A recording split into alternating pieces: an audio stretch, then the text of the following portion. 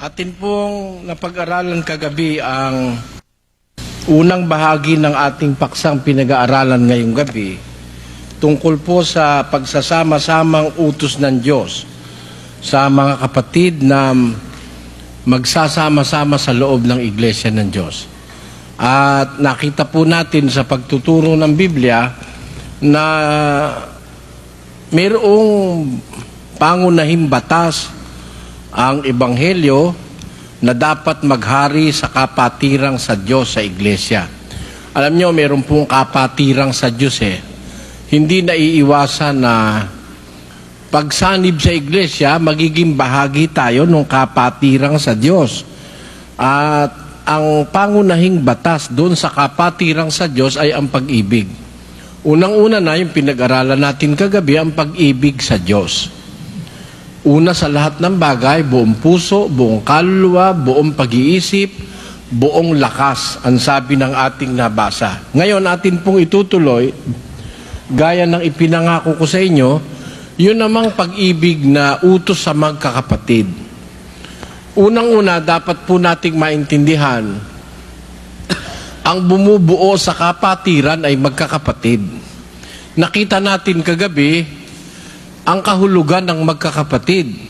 Sinasabi doon sa 12 ni Mateo, ang pakahulugan ng ating Panginoong Hesus doon sa magkakapatid.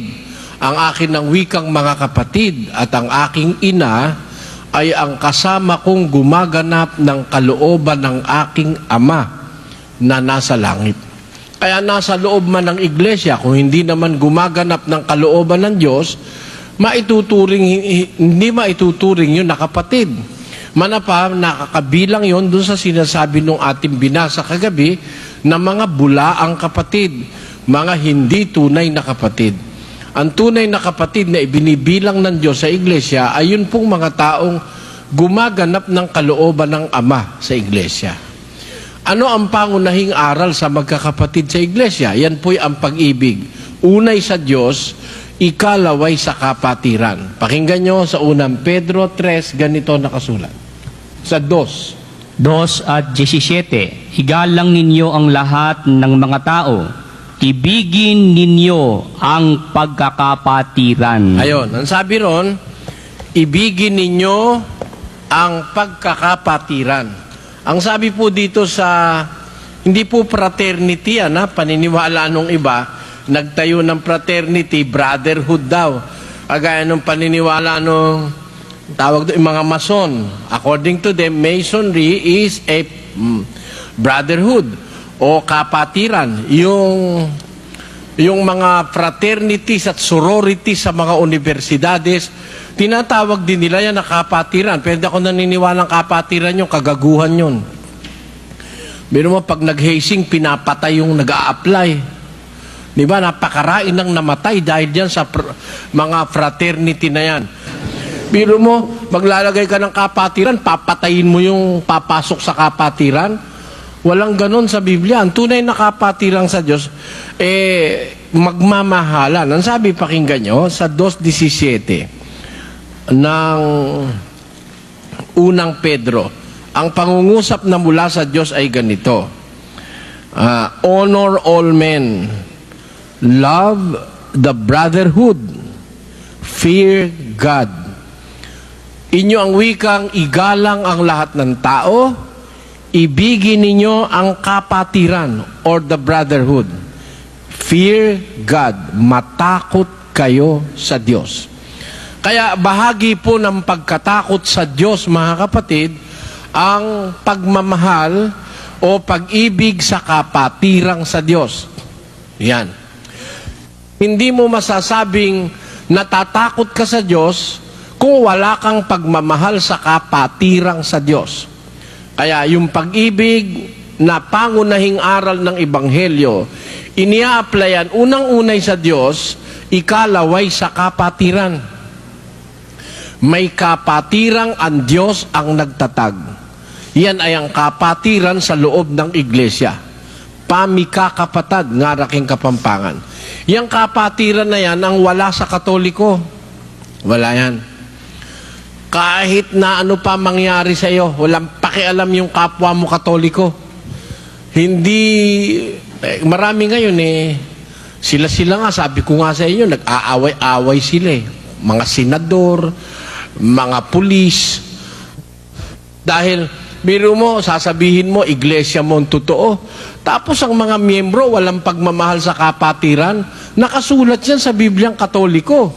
Pakinggan nyo sa unang Pedro 2:17. Sa Bibliang Katoliko mismo, ganito ang ating matutunghayan, mga kapatid. Basa. Unang Pedro sa 2 at talatang 17 dito po sa Bibliang Katoliko. Ganito po ang nakasulat sa talata. Igalang ninyo ang lahat, magmahalan kayong gaya ng magkakapatid. Matakot sa Diyos. Ayun, matakot sa Diyos, magmahalan kayong gaya ng magkakapatid. Love the brotherhood. Ibigin ang pagkakapatiran. Anong mahalan doon? Ang ginagawa ay nagigibaan sila. Ang Katoliko, ginigiba ang kapwa niya Katoliko. Ha? Ginigiba. Asan ngayon yung sinasabi ng batas ng Biblia na mahalin, igalang at ibigin ang kapatiran? Wala. Sa iglesia, batas po yan. Unang-unang batas yan, pangunahin sa lahat ng batas, sa ibabaw ng lahat ng batas. Kaya yun ang ating pag-aaralan ngayong gabi, mga kababayan. Paano ang utos ng Diyos na pagmamahalan sa kapatiran? Una, anong pag-ibig ang utos ng Diyos iibig sa kapatid o sa kapatiran? Anong klaseng pag-ibig ang utos ng Diyos maging pag-ibig sa kapatiran? Sa unang Pedro 4, ganito po ang ating mababasa. Pakinggan nyo. Nauna sa lahat ay maging maningas kayo sa inyong pag-iibigan. Ayon. Ang sabi sa Biblia, una sa lahat. Kaya yung pag-ibig, wala na pong mas mauna pang batas dun Kauna-unahan yun sa lahat ng batas ng Diyos. Una sa lahat, maging maningas kayo sa inyong pag-iibigan. Sinasabi ito sa kapatirang sa Diyos. Maningas kayo, maalab. Alam nyo kasi, ang pag-ibig, lumalamig yan Yun lang sa mag-asawa Sa umpisa, maalab. Nako. Magkasuyo buong gabi, magkayakap sa gabi, magkayakap sa buong magdamag. Di ba? Sa umpisa yun. Pagkaraan 3 buwan, nag-aaway Pagkaraan ng 30 buwan, hindi na kami nagtatabi ng misis ko. Wala na. Ang pag-ibig, tawag doon, lumamig na. Kaya ang batas ng Diyos sa kapatirang sa Diyos, ang pag-ibig ay maging maalab. Bukod sa maalab, anong pag-ibig ang batas na yan? Mag-aalab ang pag-ibig, sabihin nag-aalab, laging nagniningas, yun ba, pang 1 taon lang, pang 2 taon? Pakinggan nyo sa Hebreo 13:1. Ganito nakasulat. Mamalagi nawa ang pag-ibig sa mga kapatid. Ayon. Yun ang batas. Maliwanag naman Yung pag-ibig mag-aalab. Pero hindi basta nag-aalab lang 1 buwan. Mamalagi nawa ang pag-ibig sa mga kapatid. It will be an enduring love. Isang uri ng pag-ibig na mananatili hanggang buhay ang kapatiran, buhay ang pag-ibig na ito. Ako, nung maanib dito sa samahang ito, 1964 po. At nagkaroon ng kapatiran ito, 1934, ang samahang ito. Hindi pa po ako tao. Pero nakakita ako ng mga kapatid na nananatili ang pag-ibig sa isa't isa. Hindi nasira ng chismis, hindi nasira ng kung sino-sinong mga taong gustong magwasak. Hanggang ngayon, nararamdaman namin kaming mga unang naanib sa samahang ito, yung alab ng pag-ibig sa kapatid. Kaya lahat ng kapatid na katulong-tulong ko sa buhay, sa pasimula ng gawain, hanggang ngayon kasama ko Katulong ko sila. Hindi nawawala yung pag-ibig namin sa isa't isa. We care for each other. We plan for the benefit. We think for the good of each other. Hindi namin nakaligtaan yung sinabi ng kasulatan na manatili nawa ang pag-ibig siguro kung kami disorganized, hindi lalaki ang samahang ito In fact, sa tagal-tagal na ng saksi ni Jehovah, Sabadista, mga protestante dito sa Pilipinas, mas marami pa tayo ngayon sa mga saksi ni Jehovah at sa mga protestante at sa mga Seventh-day Adventist o mga Sabadista. Mas marami po tayo sa kanila sa panahong ito. Mas nakalaganap ang gawain ito kaysa sa gawain ng mga saksi ni Jehovah. Naiisip-isip ko kung pagbalik-balikan ko, kung hindi siguro kami na-bind o napagtali-tali ng pag-ibig na itinuro ng Biblia, maaari siguro sa sulok-sulok din kami. Ang saksi ni Jehovah, hindi mo makita sa telebisyon na magprograma Pero mayayaman sila. Malaki yung imprenta nila ng libro sa Roosevelt Avenue, Quezon City. At hindi man lang nila maipalaganap ang kanilang pananampalataya sa radyo at sa telebisyon kagaya ng ating ginagawa. Kahit na medyo hirap, patuloy tayo mga kapatid. At kung hindi siguro nagkaganon, baka dun din tayo sa sulok-sulok kagaya ng mga Sabadista. Nakikipaki kay Don Manolo para lang makapag-broadcast. Tayo hindi po ganon. Sa awa at tulong ng Diyos, na ipapalaganap natin, nasasabi natin ang ating pananampalataya sa lahat ng sulok ng bansang Pilipinas at lagbas pa ng ating bansa. Sa pamamagitan ngayon ng internet, nakakarating po tayo sa practically all corners of the earth. Sa pamamagitan ng internet, napapanood tayo sa iba't ibang panig ng mundo. Saan man mayroong marunong ng Tagalog o Pilipino, napapanood at naunawaan tayo. Kasi ito'y bunga nung sinasabi ng Biblia na mamalagi nawa yung pag-ibig sa mga kapatid. Meron tayo kasing pagkakaisa. Ang pinagkakaisahan natin yung pag-ibig na itinuro ng Ebanghelyo. Unay sa Diyos, ikalaway sa kapatiran. Ngayon, kung ang batas ng Diyos ay isang pag-ibig na maalab, na mamalagi, ano ba halaga nung magkaroon tayo ng pag-ibig na maalab at namamalagi? May pakinabang ba tayo dyan, mga kapatid? Balikan natin ng unang Pedro 4. Basa. Nauna sa lahat ay maging maningas kayo sa inyong pag-iibigan.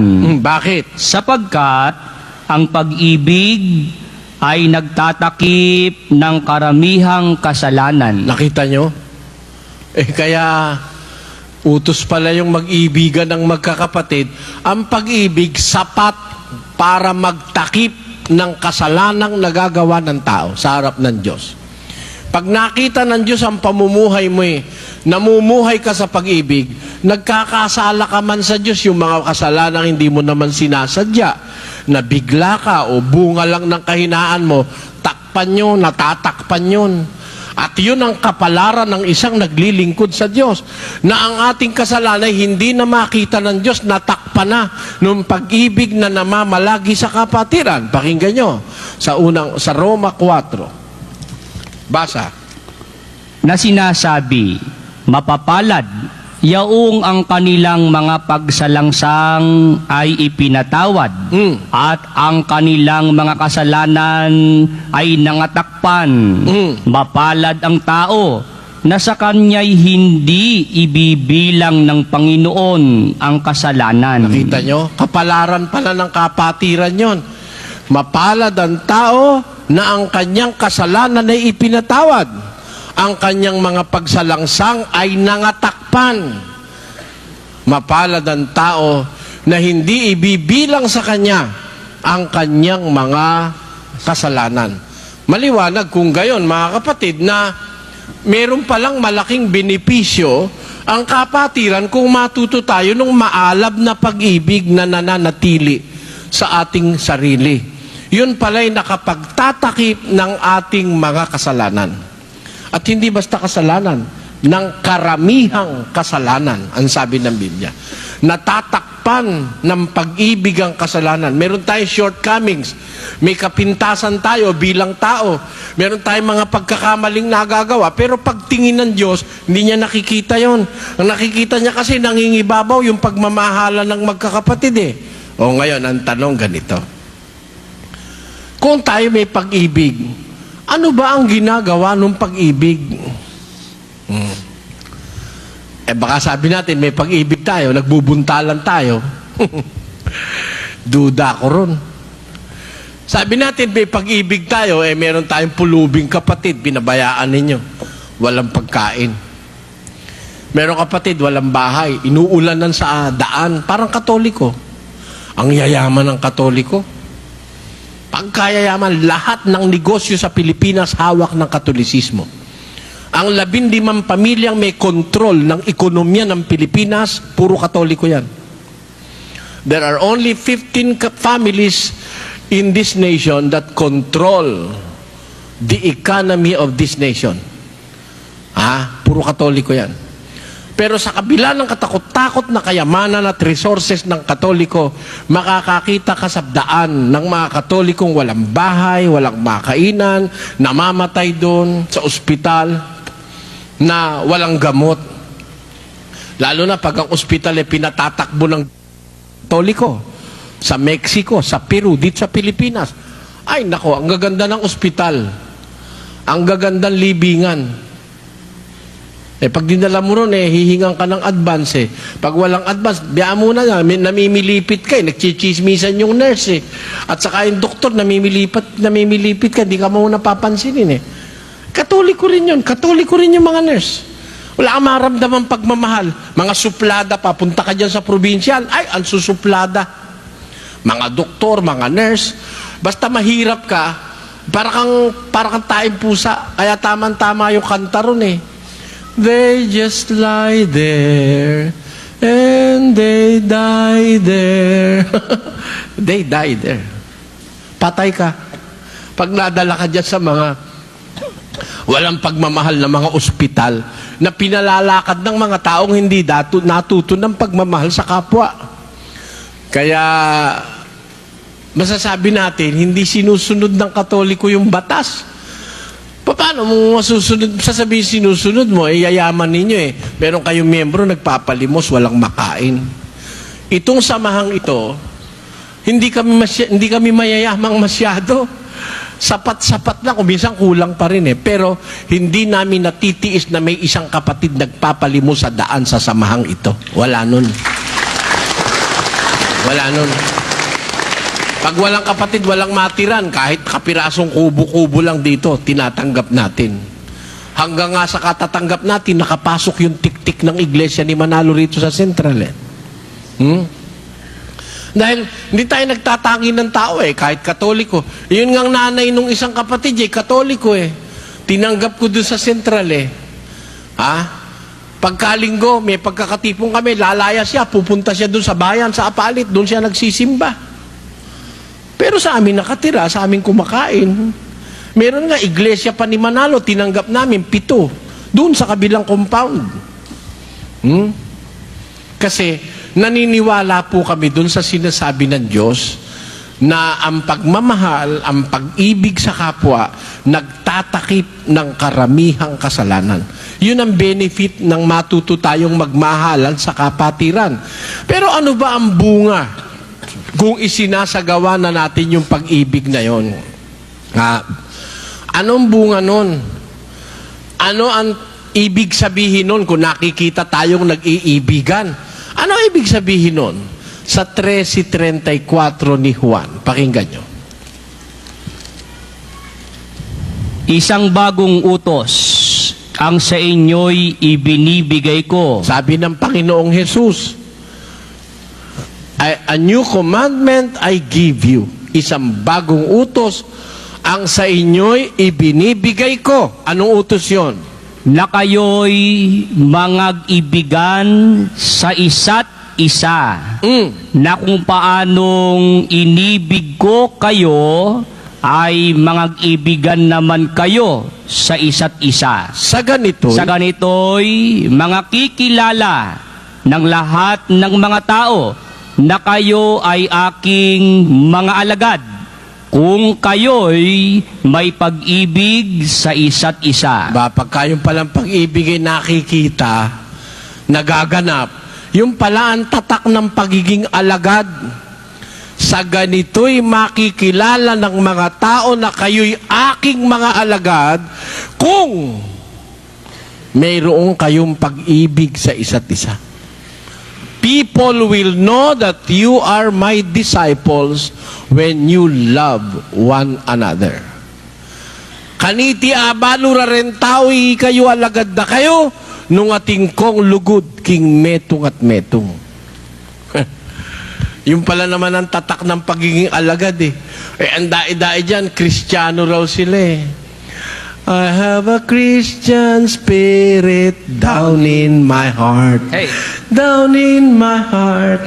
Down in my heart. I have a Christian spirit down in my heart. Down in my heart to stay. Kinakanta ng born again. Pero sila rin, nagpababag. Nagdidimandahan din, nagkakalunyaan din eh. Yung pastor nga, sinalisihan yung asawa ng miyembro niya eh. Tapos kakanta, I have a Christian spirit down in sampalin pa kita. Kristiyano ka ba niyan? Hindi ka Kristiyano.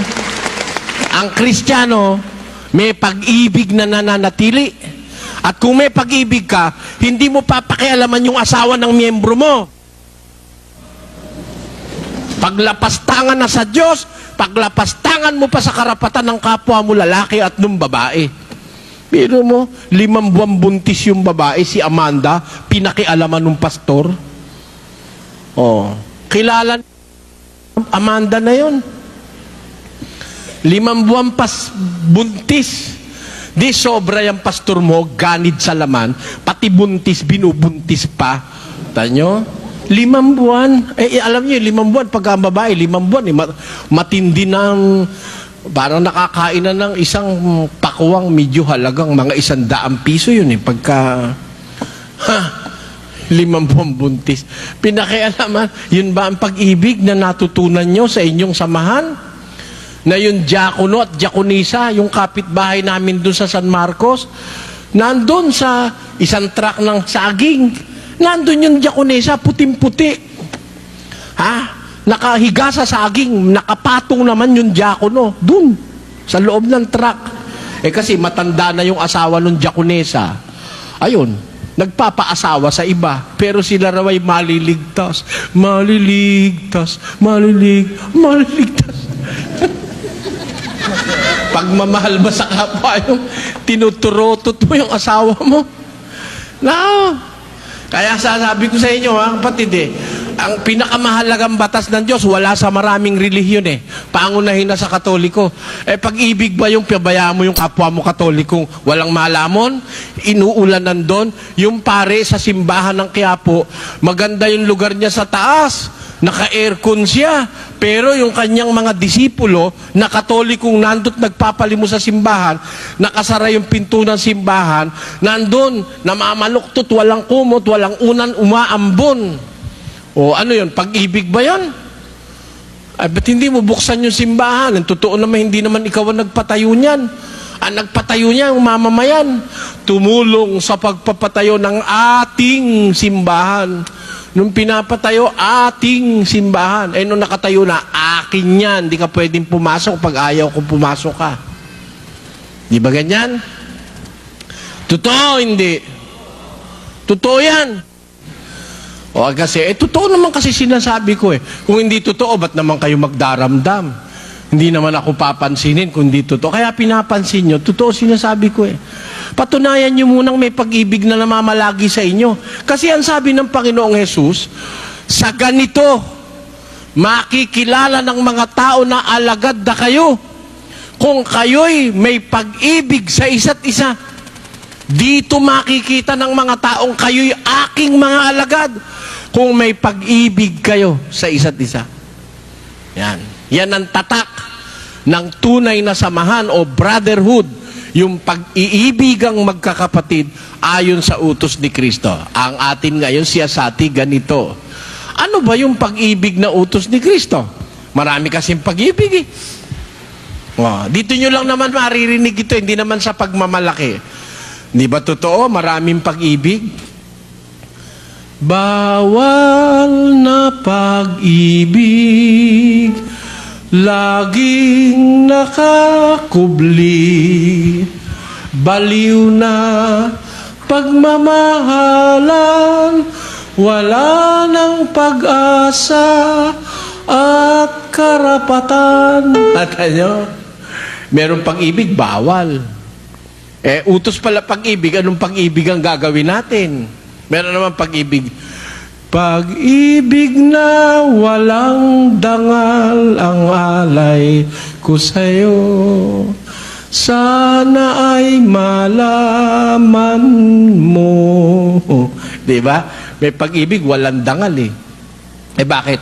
Asawa na siya, meron na siya asawa, 6 na anak niya eh. Nagkita sila nung dalagay, nagustuhan niya, nagustuhan din siya. Ang kanta naman nung dalaga, bakit ngayon ka lang dumating? Lako, puro ka demonyohan yung natutunan natin. May pag-ibig sa pera. May pag-ibig ng magulang sa anak. May pag-ibig ng anak sa magulang. Sa Griego po, mga kapatid, 3 yung pag-ibig. Ang isang uri ng pag-ibig, yung tinatawag na pag-ibig na eros. Yan. Yun po yung romantic love, pag-ibig ng asawa sa asawa.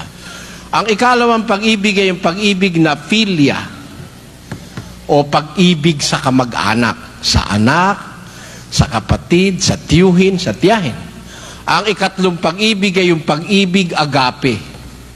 Ang ibig sabihin, banal na pag-ibig. Hindi po pwede na yung eros gamitin mo sa anak mo. Hindi pwede yung pag-ibig sa asawa, iiukol sa anak. Tarantado yun.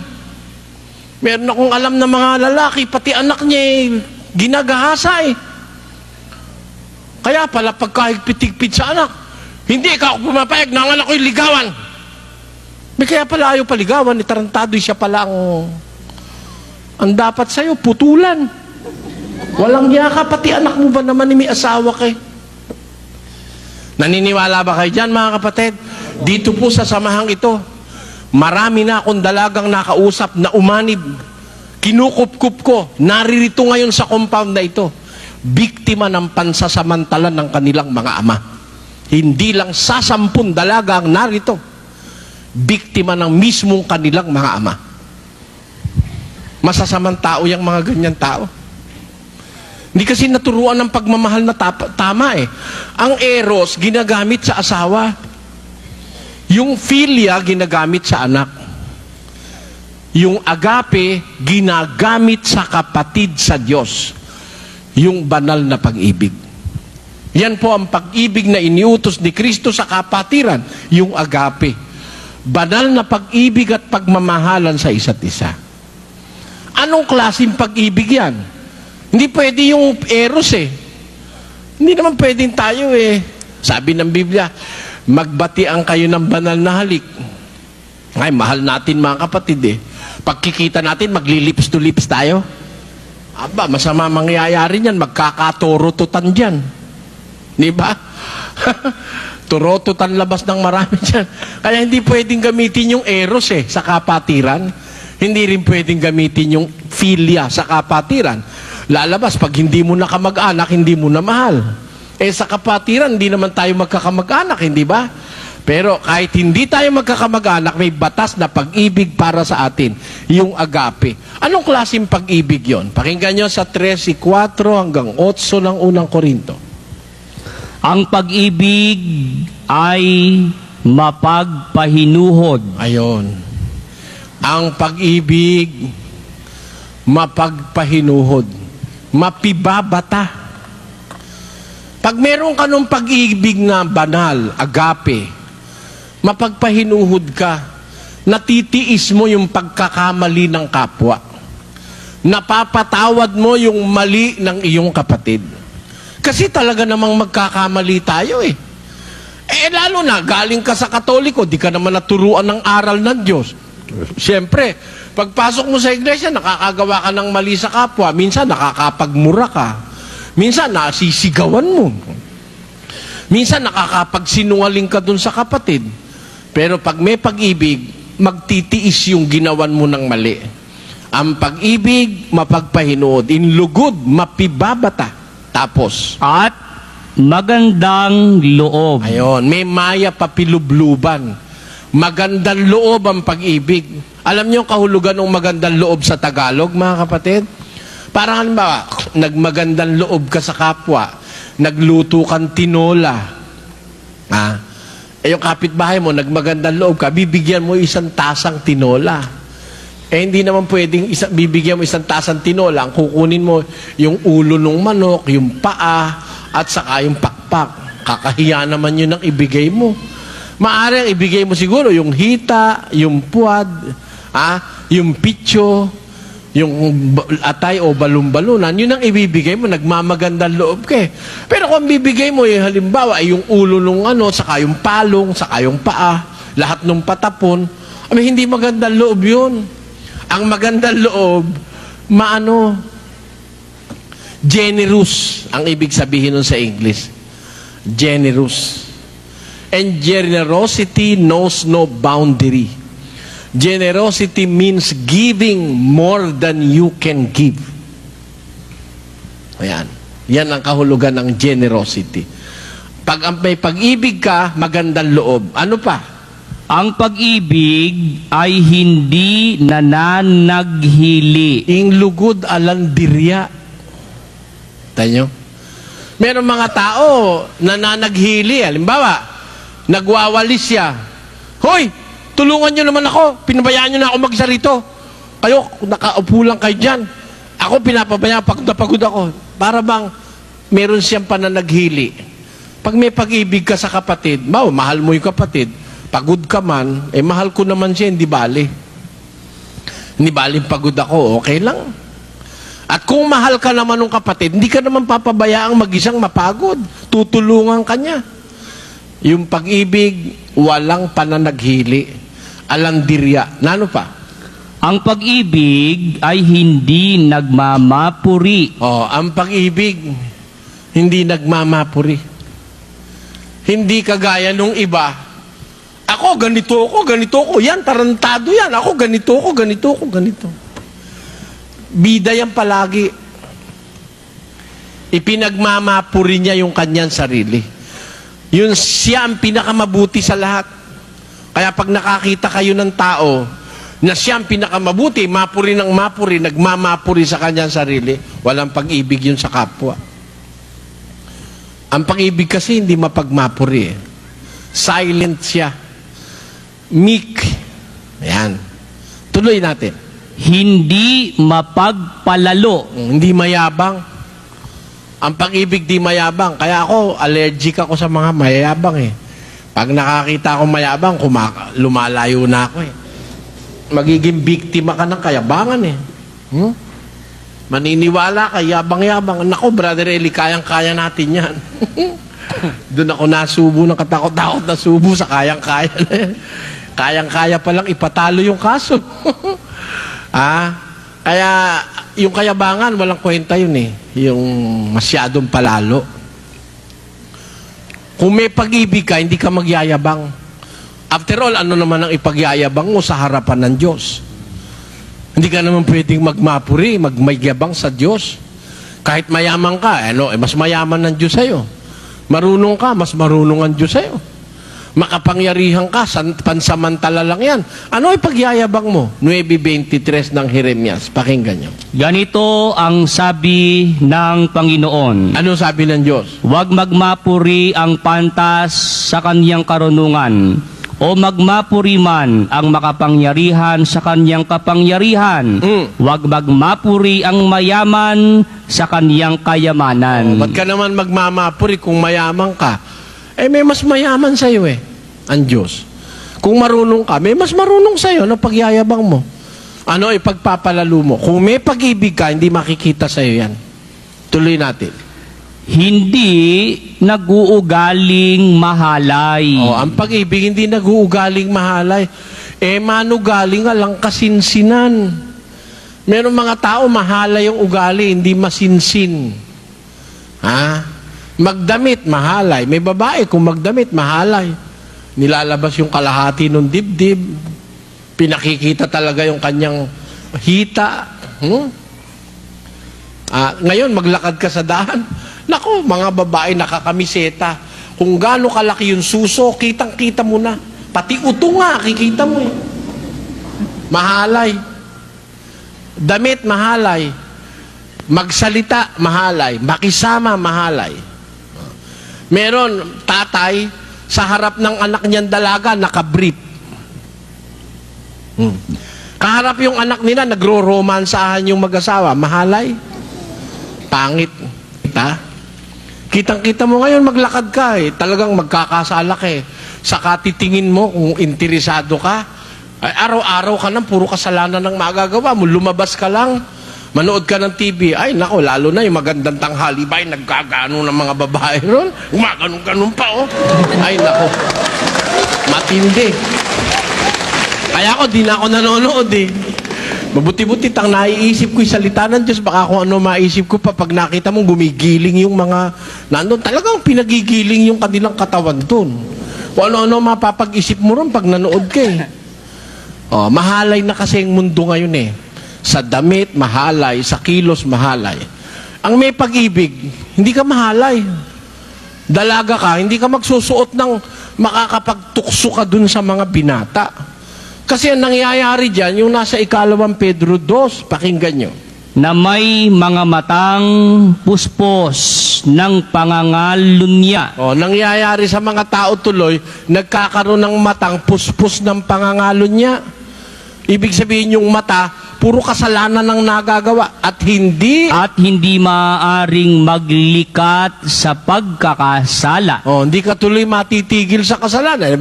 Hahabulin ng mata mo yung kahalayang nakikita mo eh. Mahalay eh. Damit ng mga babae, mahalay. Mahalay. Talagang nakalabas na ang buong katawan. Tapos nakapantalon. Nako, kitang-kita mo yung hiwa sa harap. Kinain ng hiwa yung pantalon niya. Ay, wala na nakatago. Talaga naman, dinidisplay. Nakataas pa ang ano. Maglakad sa daan, talaga, parang manunuwag yung... para talagang toro, manunuwag. Lalo na pagka medyo malaki. Malaki-laki rin ang kabuhayan. Hapit na hapit. Sabi ko nga sa mga dalaga rito, magdadamit kayo, itago-tago nyo ng konti para yung mga binata, yung mga may asawa, hindi na magkasala doon. Nakakapagkasala yun eh. Pagka halimbawa, hapit na hapit yung puwit mo, nakabakat yung panty mong ganun. Tapos hanggang dito damit mo, micro-mini. Lalo na pag maputi-puti yung hita, nalululok-lulok yung nakakakita ganun. Hindi nga maintindihan ko ano iisipin eh. Kung may pag-ibig ka sa kapwa, sa lalaki, may pag-ibig ka sa kapatid mo, para wag siyang magkasala, wag kang mag-ugaling mahalay. Ang may pag-ibig, hindi nag-uugaling mahalay. Ano pa? Hindi hinahanap ang kanyang sarili. Ayun, hindi hinahanap ang kanyang sarili. Ang may pag-ibig, hindi naghahanap ng sarili niya. Meron mga taong hinahanap yung sarili niya eh. Ako hindi ako ganyan. Dapat ganito. Hindi mo pwedeng hanapin yung sarili mo sa iba. Ako matagal nga ako naghahanap, sumurrender na ako eh. Sabi ko, ganito pagluluto. Ito para maalis ang lansa, sangkutsahin mo. Yan, turo ako ng turo. Pag ako'y nakatulog at sila nagluto, malansa. Pareho naman ang sangkap. Nakakilo, tinitimbang naman. 4 na kilong baboy, 4 na kilong hipon, sabi ko. Tapos, 6 na kutsarang asin. Oh. Nakasukat. Pag niluto, iba lasa. Iba yung luto ko. Sabi ko, titingala na lang ko. Sabi ng Diyos huwag mong hahanapin sarili mo kasi kung hahanapin mo, magkakasala ka Hindi makuha Kagaya nung ako namamahala sa pagkain, walang natatapong kanin. Bawa, natira kanin. Palagay mo na may sakit yung nakatira, may TB. Okay lang, tabi mo yung kanin, tabi mo. Lahat ng tira, pag samasamahin mo, isang kawali. Isangag mo. Pag medya ura ng inaapuyan yun, kahit may TB yun, nangisay na yung mikrobyo ng TB ron, makakain ko na yun. Kinakain ko Kaya ako po, pag nasa kusina, walang natatapong kanin. Nako, pagka sa iba mo na ipinagtiwala, kalderong kanin tinatapon. Hindi naman marumi. Natatamad lang magsangag. Sabi ko, kung may pag-ibig ka, hindi mo naman hahanapin yung sarili mo. Pero dapat sana, kung may pag-ibig din naman sila, huwag mo namang itapon, pinaghirapan ko yan Gumagana isip ko araw-araw para kumita ng pera, para makalibre sa pagkain yung mga ampun dito. Makikita mo ngayon tinatapon ng kanin. Nakakasama ng kalooban. Yun lang nung andong kami sa kabilang compound, kumain. Mga tao. Ayaw nung taba-taba, inalis. Maraming taba. Dadamputin ko lahat yun. Hihiwain ko maliliit. Pipirito ko yun sa mantika. O pag lumutong yun, kahit may TV pa kumain, hindi na ako mahahawa noon. Sayang Di ba mga kapatid? Sayang, grasya ng Diyos yun. Isipin mo yung 1 butil na kanin. Yung 1 butil. 9 na buwan yung 3 buwan pinagpagura ng Diyos yun para maging kanin. Tapos tatapon mo.